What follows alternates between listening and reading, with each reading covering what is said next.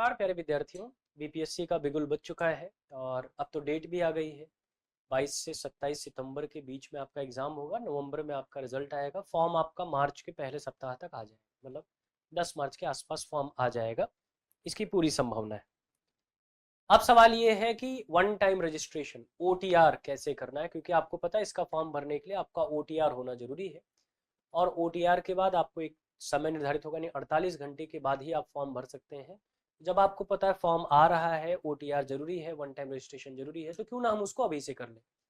क्या प्रक्रिया है, कैसे करेंगे, क्या क्या डॉक्यूमेंट्स रिक्वायर्ड है, उसकी चर्चा आज के सेशन में हम लोग करेंगे, ताकि आपको एक सहूलियत हो जाए और आपको एक हेल्प मिल जाए कि आपको कैसे जाना है। अगर आप पहली बार कर रहे हैं तो, अगर आपने इसके पहले कर रखा है तो फिर आपको कुछ करने की जरूरत नहीं, उसमें कोई अपडेट अगर आप चाहते हैं तो करिए। सबसे पहले आपको करना क्या है, आप पहुंच गए बीपीएससी के ऑफिशियल वेबसाइट पर bpsconline.bihar.government.in। ठीक, आप इस पर पहुंच गए।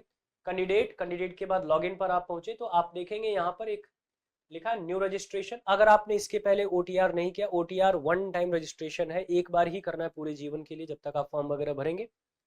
अगर आपने नहीं किया तो यहाँ क्लिक करें, अगर आपने किया है पासवर्ड वगैरह भूल गए हैं तो आप यहाँ क्लिक करेंगे, ठीक है ना, सॉरी यहाँ क्लिक करेंगे। नए यूजर है, पासवर्ड भूल गए हैं तो यहाँ से करेंगे। जैसे न्यू रजिस्ट्रेशन पे आप गए, आपने क्लिक किया तो ये आपका खुल गया। अब आप अगर आपने डिजी लॉकर पर पहले से अपने सारे डॉक्यूमेंट वगैरह लगा रखे हैं, भर रखे हैं, तो वहां से एक लिंक जनरेट हो जाएगी, वो लिंक यहाँ पेस्ट करते रहेंगे, सारे डॉक्यूमेंट यहाँ अटैच हो जाएंगे। आप मैनुअली भी भर सकते हैं, डायरेक्ट यहाँ से भी भर सकते हैं। तो अगर डिजी लॉकर से जा रहे हैं तो ये आपके लिए इंस्ट्रक्शंस है, अदरवाइज आप मैनुअली भर रहे हैं तो कोई बात नहीं, ठीक है ना। इंस्ट्रक्शंस आपको देख लेना है, यहाँ पर सब कुछ लिखा है क्या क्या चाहिए आपको, ठीक है ना। ध्यान रखिएगा, सबसे बड़ी दिक्कत आती है आपकी मार्कशीट, हाई स्कूल की मार्कशीट में नाम, पिता का नाम जो है वही आपके आधार कार्ड में होना चाहिए। अगर उसमें मिसमैच है तो बाद में यह समस्या आएगी। पहले तो ओटीआर के समय ही वेरिफिकेशन नहीं होगा, बाद में समस्या भी आएगी, ठीक है ना। तो वो दोनों सेम होना चाहिए। अगर उसमें कुछ मिसमैच है तो वो करेक्शन पहले आप करा लेंगे।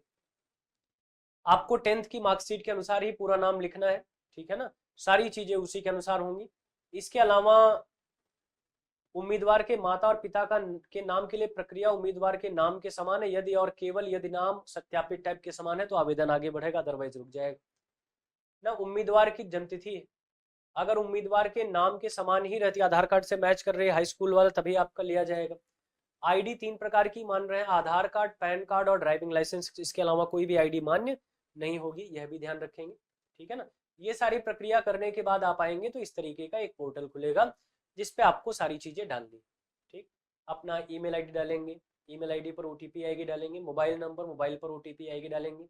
फिर आपको पासवर्ड बनाना है, पासवर्ड कंफर्म करना है, फिर आपका नाम, ठीक है ना, वेरीफाई करिए, दोबारा नाम यहाँ पर लिखा जाएगा। पिता का नाम वेरीफाई करना पड़ेगा, माता का नाम वेरीफाई करना पड़ेगा, डेट ऑफ बर्थ वो भी वेरीफाई होगी, ठीक है ना। जेंडर, यानी सारी चीजें आप यहाँ भरेंगे। भरने के बाद फिर आप आएंगे कि आपने 10th पास कर लिया तो आपको यहाँ ऑप्शन आएगा कब पास किया है, ठीक है ना। क्या 10th के नाम पर, सॉरी आपके बोर्ड का नाम क्या है वो आपका आ जाएगा।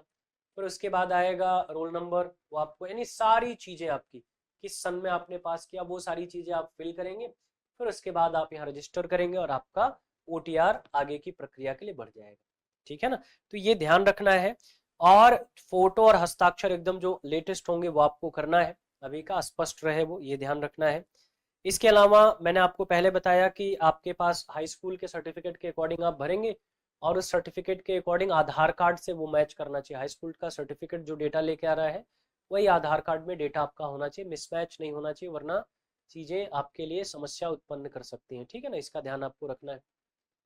हाई स्कूल का सर्टिफिकेट, आप आगे का भी सर्टिफिकेट रख सकते हैं लेकिन हाई स्कूल का कंपलसरी है, ठीक है ना।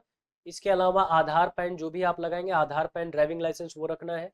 फोटो, सिग्नेचर आपको तैयार रखना है। अगर आप मैनुअली भर रहे हैं, अगर आप डिजी लॉकर से कर रहे हैं तो सारी चीजें आप पहले ही वहां कर चुके हैं, वहां से खाली लिंक आपको जनरेट करना और यहाँ आकर उसको पेस्ट करते जाना है, ठीक है ना, आपका काम हो जाएगा। बाद में आप देखेंगे एक प्रीव्यू आएगा, तो ध्यान रखिएगा प्रीव्यू चेक कर लीजिएगा, उसके बाद फाइनल सबमिशन करिएगा, नहीं तो फिर आपको बाद में अपडेट के लिए जाना पड़ेगा।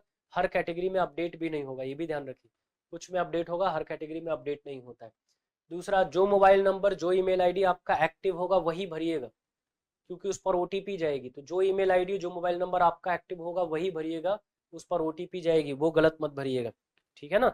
और आधार कार्ड 10th वाला ये आपको कर लीजिएगा, जाति, निवास, जो भी आपका प्रमाण पत्र लगना है, ठीक है ना, वह भी आप तैयार रखिएगा। दिव्यांगता का सर्टिफिकेट है वह भी आप तैयार रखिएगा। OTR भर लीजिए, OTR भरने के 48 घंटे बाद ही कोई फॉर्म आप BPSC की साइट से भर सकते हैं।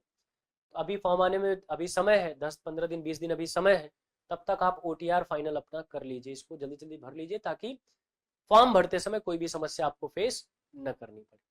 ढेर सारी शुभकामनाएं।